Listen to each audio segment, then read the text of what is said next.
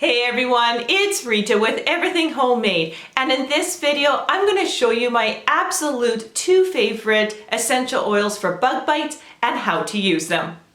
Lavender is my first choice to use on bug bites. One, because it relieves pain. It's kind of like chamomile, where it's a very gentle pain relieving essential oil, but lavender works really good with the bug bites. We've used this so many times on spider bites around the house. Now, if your spider bite, of course, has a ton of venom, please seek out medical attention. But if the spider bite, is just from a harmless spider, but your body does react to it, you get like a redness around it, then placing lavender on it 3 times a day really helps. It's also anti-inflammatory, so and studies have shown that it has an effect on the cellular level. And let me tell you, my son he likes to play with spiders. I know that's kind of creepy, but he's an insect boy. And sometimes he gets bit, and lavender really helps with that stinging, that burning, and the redness around it. You place it on 3 times a day, and even within that day, the redness has completely disappeared. Peppermint kind of is the same lines as lavender, but peppermint has more, I would say, more of a cooling effect. And it's also a pain reliever as well.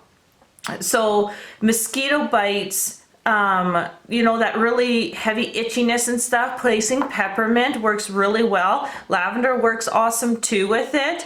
And peppermint, they're really, in all honesty, really neck and neck. But if you got something that's really hot, maybe burning, add a little bit of peppermint. Even mixing these two would be fantastic. So how do we do this? How do we apply these oils? In a nutshell, it's pretty easy. Get a glass container. This is just a 1/2 cup canning jar. Use glass. Essential oils eat away plastic. Now, if you are diluting the essential oils a lot with oil, then it's not too bad, but straight essential oil will eat the plastic. So my rule of thumb is, if I can use glass, I use glass as much as possible. Then what you want to do is get a carrier oil. Now, a carrier oil can be an olive oil, a coconut oil, almond oil, jojoba, and I'm just going to use 1 teaspoon of olive oil. So I'm just going to put that into my jar.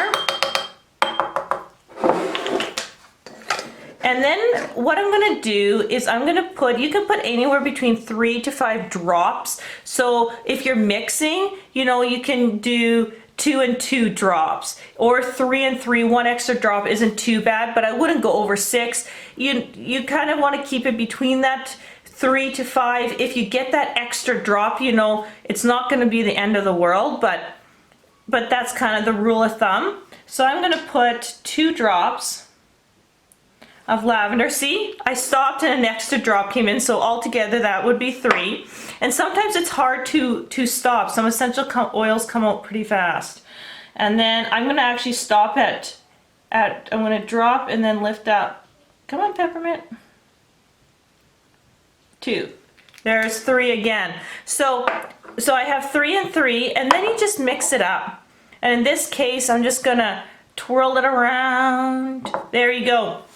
So diluting these essential oils, especially on tender spots of the body.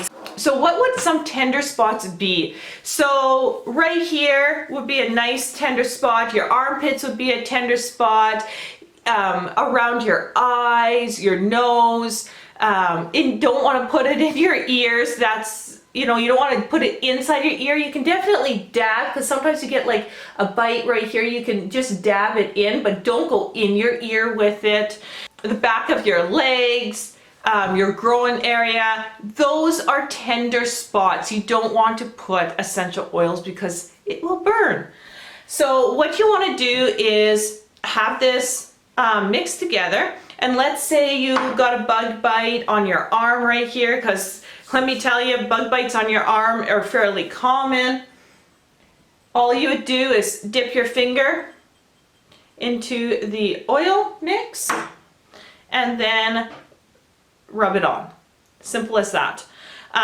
Especially for young kids, I would say, you know, 4 and under, you definitely want to use that carrier oil for sure. Now, if you got a really bad bite, a lot of times with my older children, myself, adults, you can put a straight drop of lavender right on it.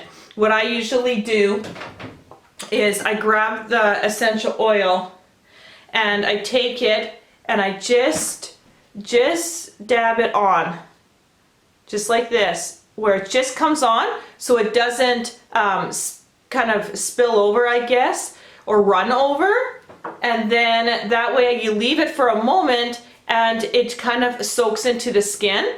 So you're not putting the essential oil on everywhere, but if you do put it on like that, the effect just happens a lot faster. But using the carrier oil, especially if you got sensitive skin, really helps to make sure it doesn't blister or anything like that. But if you're fairly controlled and it's not in a really tender spot, you can definitely use a drop. Now, peppermint is a little more potent when it comes to that cooling effect. So you got to make sure, you know, that you can handle it. But if you're just keeping it to that bug bite, it's amazing what happens with that bug bite.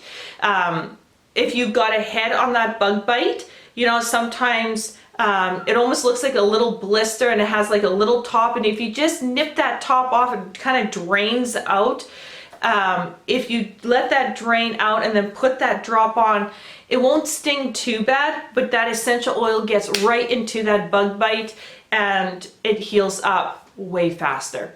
So that's what we do around the house here for the bug bites. If you have a serious bug bite, please seek medical attention. Don't wait. Seek medical attention at once. But this is how you can help yourself with, you know, if you get stung by a bee or you get bit by an ant, or if you get bit by a spider, just to help it heal, relieve that itchiness and that pain. So thanks so much for watching. Definitely check out our website at everythinghomemade.com. You can subscribe to the blog. You can see what we're up to all week long in the garden, outside on the homestead, in the kitchen, and what our family's been up to. So I hope to see you there. So thanks once again, and I'll see you on the next video.